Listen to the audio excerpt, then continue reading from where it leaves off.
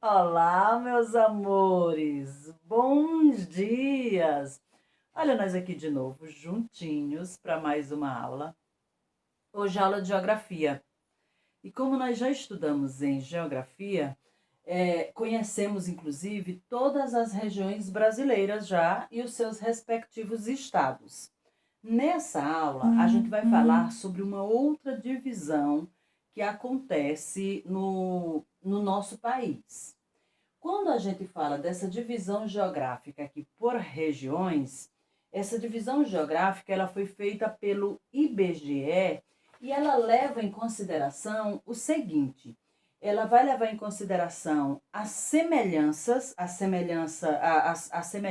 semelhanças de características, seja características de clima, de vegetação, características culturais.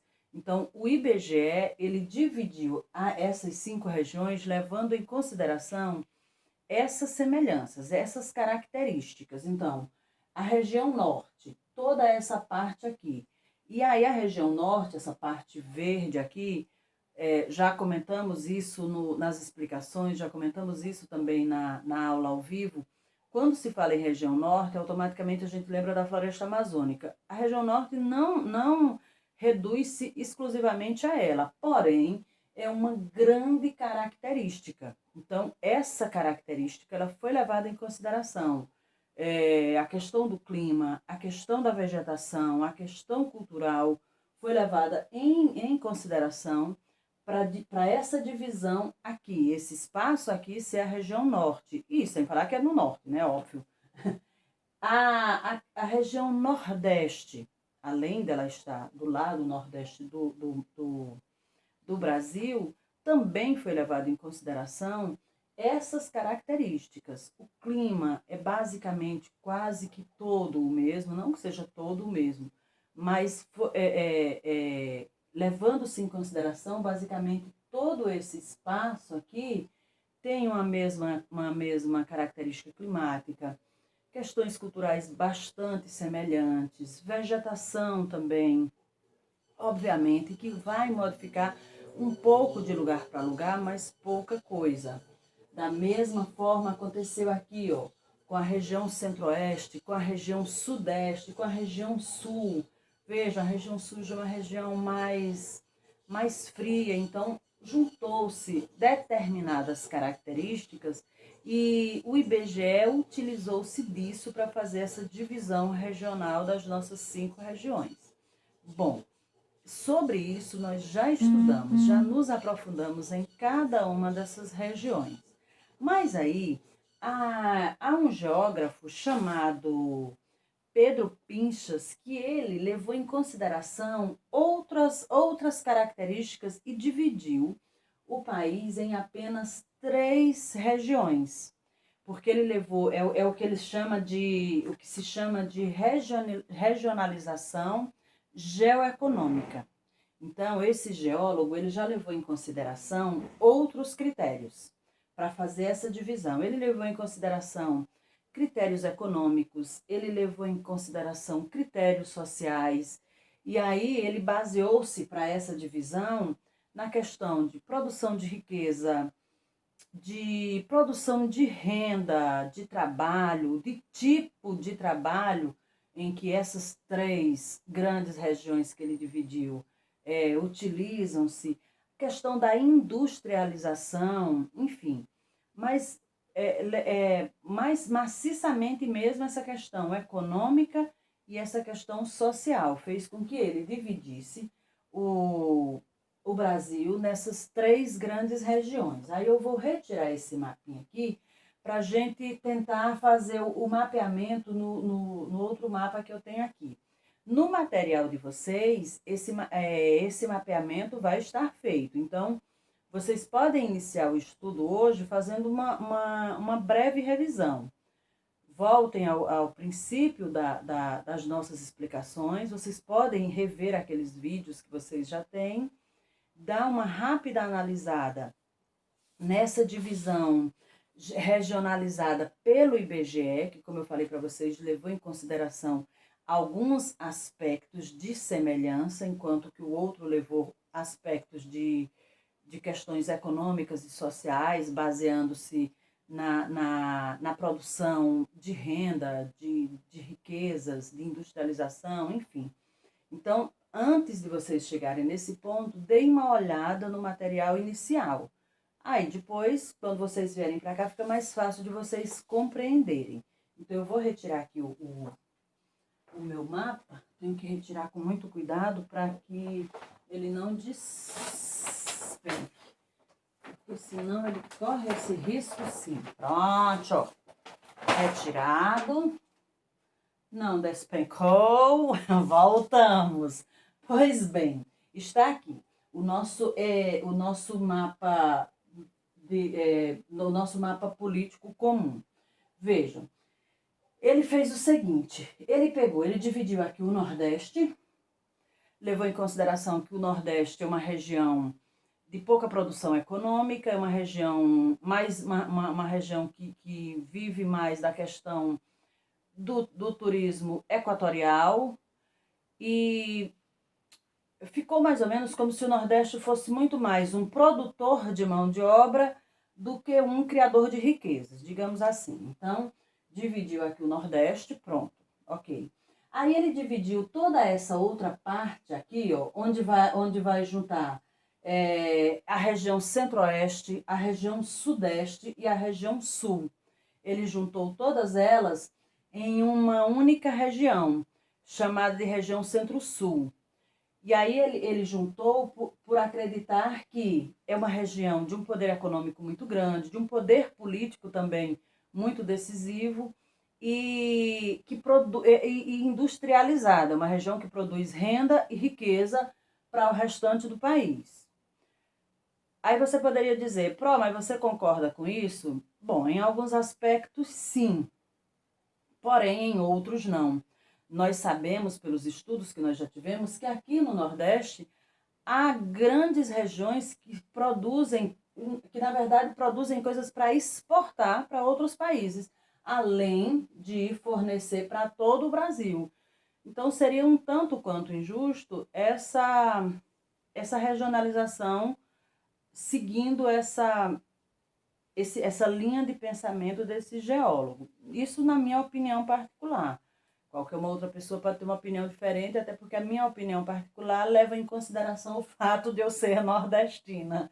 Então, esse peso pode fazer com que a minha opinião não seja a mesma de outros pensadores. Mas, quando vocês se aprofundarem no assunto, cada um também terá a sua opinião, que pode ser semelhante à minha ou semelhante à do geólogo Pedro, ou até uma outra opinião diferente da nossa. Até porque nós já sabemos que esses paradigmas, eles estão aí exatamente para serem superados. Hoje o Pedro diz isso, amanhã um outro geólogo, um outro estudioso de qualquer área pode dizer uma outra coisa e passar a ser a verdade naquele momento, e assim sucessivamente. Pois bem, então, ele dividiu o Nordeste, ficou Nordeste mesmo, sendo essa região que tem um índice de desenvolvimento baixo, que a gente também viu isso quando estávamos estudando as outras regiões. Então, ele dividiu o Nordeste seguindo essa linha. E aqui a região Sudeste, Centro-Oeste e Sul, ele juntou em uma única região. Sendo que algumas partes da Centro-Oeste também foi lá para a região Norte. Olha, se você observar, quando você for observar no mapa, o Maranhão, por exemplo, ficou dividido. O Maranhão tanto pode fazer parte, ele só não faz parte aqui do pessoal do autodesenvolvimento. O Maranhão tanto pode fazer parte da região norte, como pode fazer parte também da região nordeste. Não sei qual foi, nesse caso aí, não sei qual critério ele utilizou-se.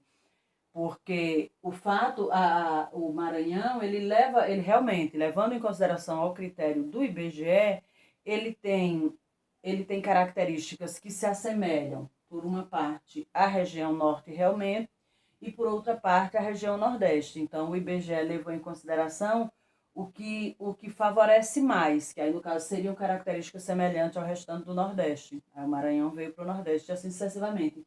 tanto que Tocantins já participou de uma outra região antes de vir para a região para o regionalismo que ele está hoje. E isso a gente vai ver mais adiante à medida em que formos analisando os mapas e analisando essa divisão territorial com mais aprofundamento. Pois bem, então, Nordeste ficou sendo Nordeste mesmo. Essas outras regiões aqui uniram-se e na visão dele é o Centro-Sul, que é essa região que produz riqueza, essa região que é muito industrializada, essa região que tem um poder político dominante, etc, etc. E sem falar que a pobreza, segundo ele, o índice de desenvolvimento também é bem menor do que as outras. E toda essa parte cá de cima ficou sendo a região norte, que aí seria essa região de produção mais extrativista, digamos assim.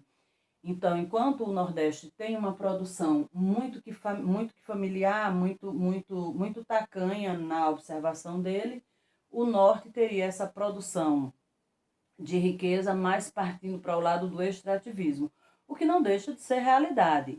É aí onde eu digo que em alguns pontos concordo e em outros não com essa divisão do Pedro.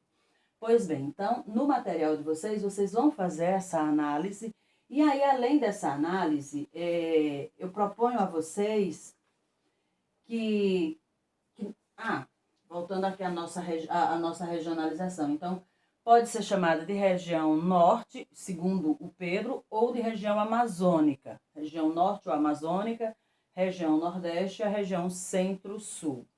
Pois bem, e aí vocês vão observar bem essas duas divisões para poder colocar suas observações de uma forma bem acertada, e principalmente bem reflexiva.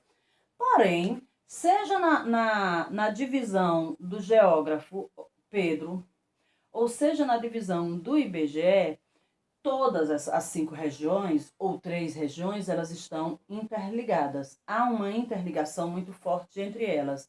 Uma interligação que diz respeito, inicialmente, às questões econômicas, mas que diz respeito a outras questões também. Essas regiões são dependentes umas das outras e precisam ser dessa forma. Como eu falei para vocês, no Nordeste, há locais do Nordeste que produzem, no caso mesmo, no material de vocês a gente fala bastante sobre a região, o Vale São Franciscano, onde se produz, o miolo do sertão, mas com a produção irrigada, produz-se frutas de primeiríssima qualidade para suprir toda a necessidade do país, em todas as suas partes, e ainda para exportação. Da mesma forma, vai acontecer aqui no Centro-Oeste, com a questão da criação bovina. Tanto ele vai produzir para suprir todas as necessidades do país, como também para exportação. Da mesma forma, vem aqui no Sul, com a produção suína, a produção aviária. Tanto vai produzir para fornecer para todo o Brasil, como para fora do Brasil. Já no Norte, vai predominar mais a questão da mineração. Então, da mesma forma, produção que consegue suprir todas as necessidades do país e ainda exportar. Então, por isso elas precisa ter essa interligação. E aí, essa interligação, como eu falei para vocês, ela é inicialmente uma interligação econômica, mas baseado nisso, em muitos outros aspectos também, porque vejam, as questões educacionais, por exemplo, as pessoas que fazem as suas formações aqui no Nordeste, no Centro-Oeste, enfim, quando elas precisam de uma formação mais avançada, o comum é que elas venham para a região Centro-Oeste ou até mesmo saiam do país. Então, isso aconteceu durante muito tempo. Atualmente, já não necessariamente nessa mesma ordem. As grandes universidades, e preferencialmente universidades públicas de todo o país, oferecem especialização como mestrado, como doutorado, como pós-doutorado, tão boas da mesma capacitação em pesquisa como qualquer uma outra universidade fora do país. É óbvio que quando se ostenta um título universitário de uma universidade fora do país, dá um pezinho um pouquinho maior, mas nas questões mesmo do conhecimento, as universidades do país inteiro têm um nível muito semelhante. Mas isso não aconteceu de sempre, não. Antes, não faz tanto tempo assim, há 20, 30 anos atrás, para se ter um pós-doutorado, para se ter um mestrado, para se ter um doutorado, para se ter um PhD, que fosse de um nível muito bom, geralmente as pessoas vinham cá para a região sudeste. Isso com o tempo foi mudando. É aí onde a gente fala na questão dessa regionalização tripla apenas. Pois bem, então, inicialmente as questões econômicas e outras questões também onde as regiões se interligam.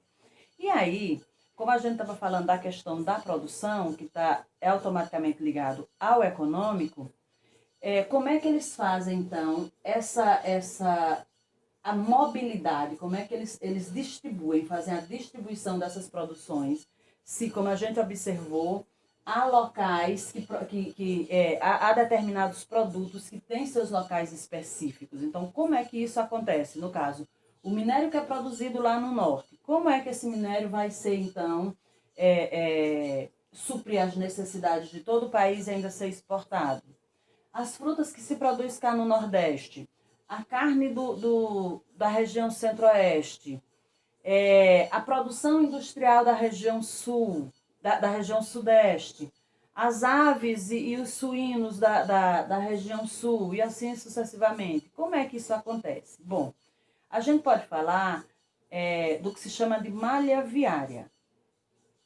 São os pontos de mobilidade que vão levar tanto pessoas como produtos em todo o território brasileiro, por todo o território brasileiro. Então, essa malha viária, ela é composta pela malha viária terrestre, que são as ferrovias e as rodovias. Aí, essa malha viária terrestre, vai encontrar algumas dificuldades. Por quê? Não há um grande investimento. No material de vocês, inclusive, vocês vão observar um mapa onde a grande maioria dessa mobilidade ela vai estar aqui. E por que ela vai estar aqui? Porque foram os locais povoados inicialmente. Então, até hoje, há uma dificuldade em se adentrar as regiões adentro do Brasil. Então, até hoje ainda há essa dificuldade. Vocês vão observar isso no mapa. Inclusive, a gente pode utilizar isso depois para traçar paralelos com as nossas aulas de história.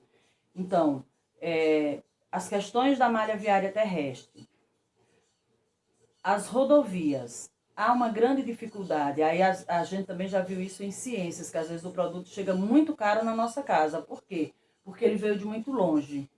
Então, tem a questão de que as rodovias não são tão boas como deveriam, o transporte não é tão bom como deveria, há um custo muito alto em relação a isso de combustível, de peças, de pagamento de subsídios mesmo para passar de impostos, para passar de um estado para outro, enfim. Aí a malha rodoviária, que é a que tem maior quantidade, são as rodovias, sofre essa falha pelo fato, essas deficiências da estrada não ser bem conservada, etc, etc. Aí vem a malha ferroviária, muito defasada também. Não há um alto investimento nisso. Aí tem a malha aérea, muito cara. Então, por isso é que os produtos chegam tão caros quando eles vêm de uma outra região. E tem também a outra malha de mobilidade, que pode ser a aquática. Aí essa sim, porque se você observar, olha que litoral gigantesco temos. Isso sem falar na questão, ó, de rios navegáveis. Alguns já não são mais, por questões de poluição, por questões de degradação ambiental, enfim. Então, criam-se bancos de areia, a gente também já falou muito sobre isso em ciências, criam-se bancos de areia que impede que a navegação seja interessante. E também não há um investimento em relação a isso, o que deveria acontecer. Então, tudo isso são questões que a gente precisa se aprofundar e refletir a respeito, porque não são coisas tão difíceis de serem resolvidas, algumas, inclusive, dependem da nossa visão consumidora. E isso a gente pode ver mais tarde em ciências novamente, como já aconteceu. E em outras questões geográficas também. Pois bem, vou querer que vocês façam essa análise, pensem no que foi debatido aqui em sala de aula, mesmo eu estando sozinha, mas é como se fosse um debate. Tudo que eu falo, eu gostaria que vocês pensassem, que vocês refletissem, que vocês conversassem com um adulto da família a respeito, para aí sim irem para a atividade propriamente dita. Porque todas as atividades que vêm no material de vocês são atividades com respostas reflexivas mesmo. Ele quer que você pense e dê a sua opinião, sendo que essa sua opinião precisa ser coerente, né? Então, caso peça qualquer diferenciação, analisem o que foi dito. Se for o caso, retornem ao vídeo, ok? Tanto a esse como aqueles que a gente já mandou. Meus amores, por hoje é só. Façam atividade, me enviem e eu estarei aqui super à disposição de vocês a tarde todinha. Um grande beijo.